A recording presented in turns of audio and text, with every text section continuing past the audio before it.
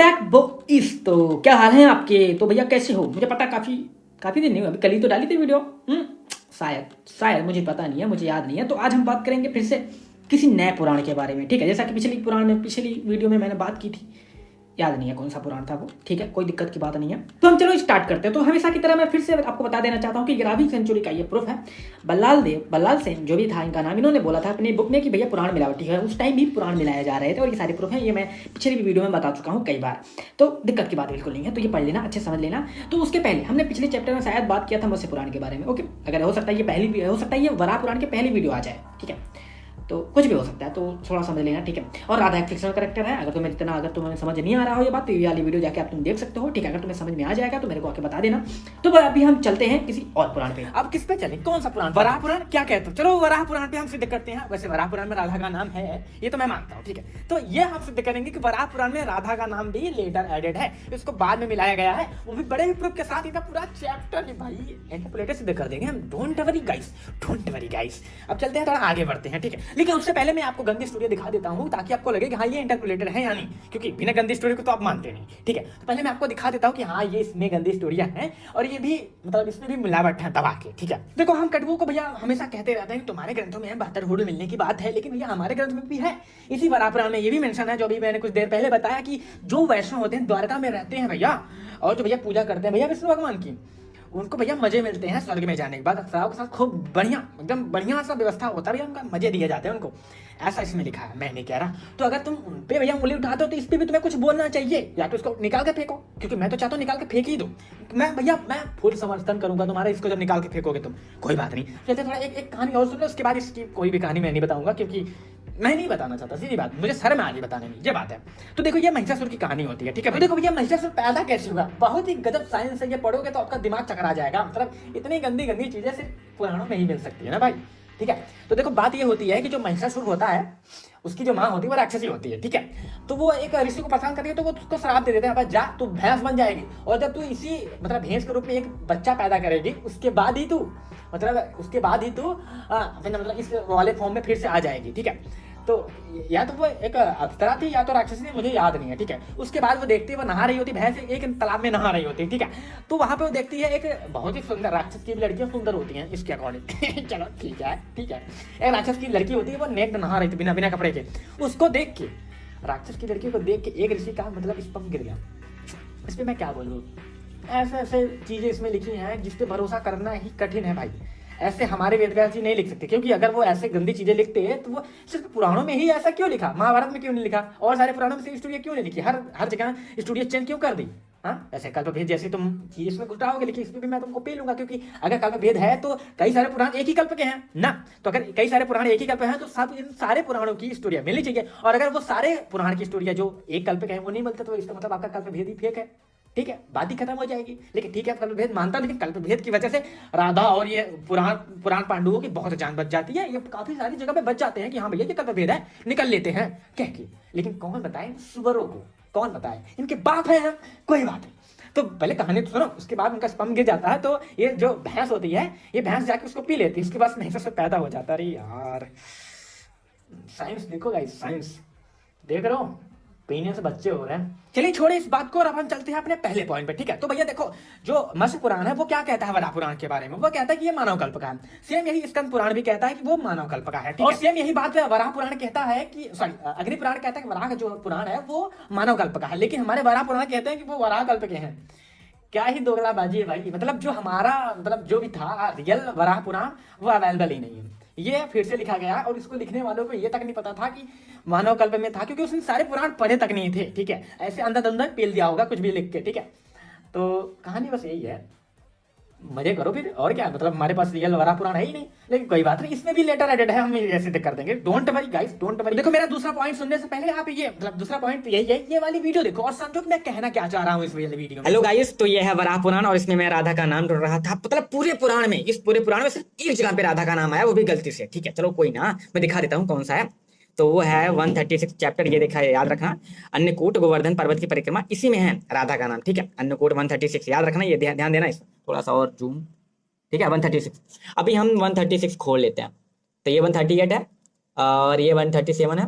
Okay okay okay, हट भाई, हो गया।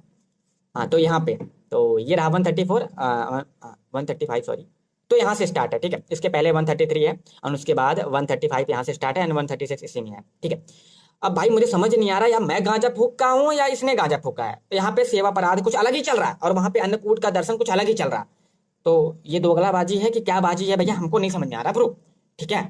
राधा भक्त तो इतनी मिलावट यार, समझ नहीं आ रहा, मतलब पूरे चैप्टर ही गायब कर दो।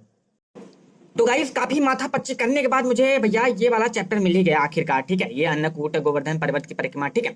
बट ये है चैप्टर कौन सा, ये 164 है और वो वहां पे उन्होंने 136 बताया था। मतलब इतना झोलमेल हो रहा है भैया। कोई बात नहीं कोई बात नहीं, अब मैं तुम्हें इसके इंडेक्स दिखाता हूँ। इसके इंडेक्स के अनुसार इसमें 170 चैप्टर है, ठीक है। बट इसको जब तुम खोलोगे, ये देखो लास्ट में आते हैं हम, और एक मिनट, अब यहाँ पे देखो ये है 217 मतलब 217। मतलब कितनी मिलावट हो रही भाई, कितनी मिलावट हो रही भैया। ये कोई लीला हो सकती है ब्रो, मतलब मैं समझ सकता हूँ, आप भी समझ सकते हैं। ये राधा रानी की कोई लीला है, बहुत भयंकर वाली लीला है जो हम समझ नहीं सकते, क्योंकि हम भैया हम मनुष्य हैं राधा भक्त के अकॉर्डिंग, तो हम भगवानों की लीला नहीं समझ सकते।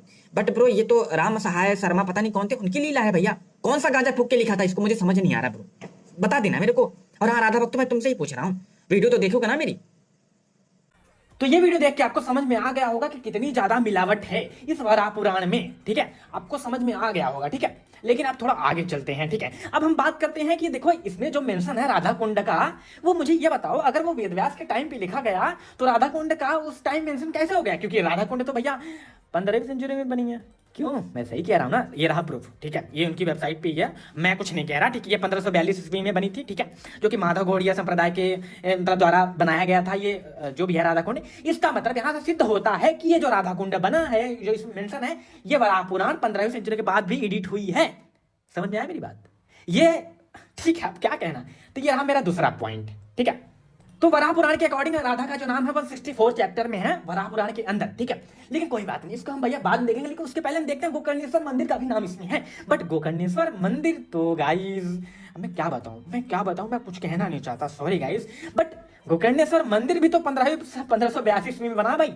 वो उसका नाम पहले से कैसे आ गया, मुझे ये बता देना प्लीज गाइस, प्लीज। गोकर्णेश्वर ये महादेव का मंदिर है, ठीक है। ये तुम्हारा वो कर्ण देवता वाला मंदिर नहीं है, सॉरी, ठीक है। तो जब ये मंदिर 1582 या उसके बाद बना, तो मुझे ये बता दो भाई प्लीज, मुझे ये बता दो गोकर्णेश्वर मंदिर का मेंशन वराह पुराण में पहले कैसे आ गया? इसका मतलब ये लेटर एडेड है। अब मैं ये तो कह रहा हूँ, अभी तो मैं खुद से कह रहा हूँ ये बात, लेकिन अभी मैं इसको भैया स्कॉलर के भैया ओपिनियन दिखा के सिद्ध करूंगा। वो खुद कहते हैं भैया ये लेटर एडेड है, वो भी भैया 15वीं सेंचुरी के बाद एडिट है। तो भैया मैं बुरा नहीं मानना, ना बुरा नहीं मानना, बिल्कुल। तो यहाँ पे स्कॉलर क्या कहता है कि 152 से लेकर 180 तक जो भी चैप्टर है, वो जो मथुरा के ऊपर है, वो इंटरपोलेटेड है, ठीक है। क्योंकि वो लगते हैं इंटरपोलेटेड, इसलिए कह रहे हैं कि वो इंटरपोलेटेड है। ये मैं खुद नहीं कह रहा भाई कुछ, ठीक है।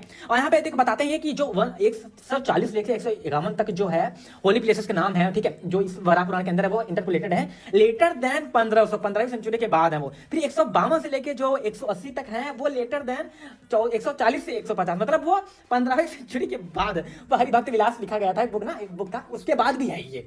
मैं क्या बोलूं गाइस, मुझे समझ नहीं आ रहा कुछ, ठीक है।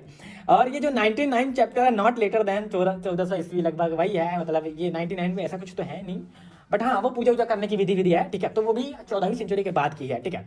तो ऐसा मैं खुद ही नहीं कह रहा भाई, ये खुद कह रहे हैं, स्कॉलर कह रहे हैं। स्कॉलर की बात तो माननी पड़ेगी गाइस, क्योंकि सब कुछ नहीं हाथ में होता तो स्कॉलर पे आ जाते हैं हम, ठीक है। तो सबसे लास्ट में सबसे सुप्रीम पे हम स्कॉलर क्यों रखते हैं? क्योंकि हमसे और तुमसे ज्यादा नॉलेज है इनको, ठीक है। तभी इन्होंने भैया बुक लिखी, और बुक सबसे बड़ी बात, बुक पब्लिश कैसे हो गई? अगर वो गलत लिख रहे हैं तो उन्होंने अपना सब रिसर्च तो दिखाया होगा, तभी तो बुक पब्लिश हुई। तो भाई अब बात तो यहीं पे खत्म हो जाती है। अब थोड़ा आगे चलते हैं। तो देखो इस वाली वीडियो में 3-4 पॉइंट थे, ठीक है। तो मैं तो सारे पॉइंट भी भूल गया, ठीक है। लेकिन हाँ जितने भी पॉइंट थे इन सबको भैया प्रूव कर देना, मतलब डिबंक कर देना, तभी मैं मानूंगा, ठीक है। तो जहां तक आपको ये वीडियो देख के क्या लगा, इस वाले डिबंक का सुन के क्या लगा कि वराह पुराण भी रियल नहीं है? वराह पुराण में भी जिसमें राधा है वही चैप्टर मिलावटी है? ऐसा नहीं है कि जिसमें राधा वही चैप्टर मिलावटी, ना जी ना। क्योंकि मैंने देखा 152 से लेकर 180 तक सारे चैप्टर मिलावटी हैं, जिसमें राधा भी आ जाती है, ठीक है। और जो इसमें तंत्र मंत्र लिखे गए हैं, अब देखो यहाँ पे तंत्र 15वीं से लेके जो काली के ऊपर तंत्र लिखे गए हैं, काली को जगाने के, ऐसा फलाना शाक्तों का वो मेंशन मिलता है। वो मैं खुद से नहीं कह रहा, ये 15वीं से लेकर 18वीं सेंचुरी तक भैया मिलते हैं, इसके बीच ये बने, ठीक है। यहाँ पे आप पढ़ लीजिएगा, ठीक है, अच्छे से पढ़ लीजिएगा, कोई दिक्कत की बात नहीं है। तो अभी सिद्ध हो चुका है कि वराह पुराण में भी राधा का नाम जो है वो मिलावटी है, बाद में लेटर एडेड है। मेरे भी अकॉर्डिंग, मेरे दिबंग के अकॉर्डिंग, स्कॉलर के भी अकॉर्डिंग, हर चीज के अकॉर्डिंग राधा का नाम उसमें मिलावटी है। माल पिएंगे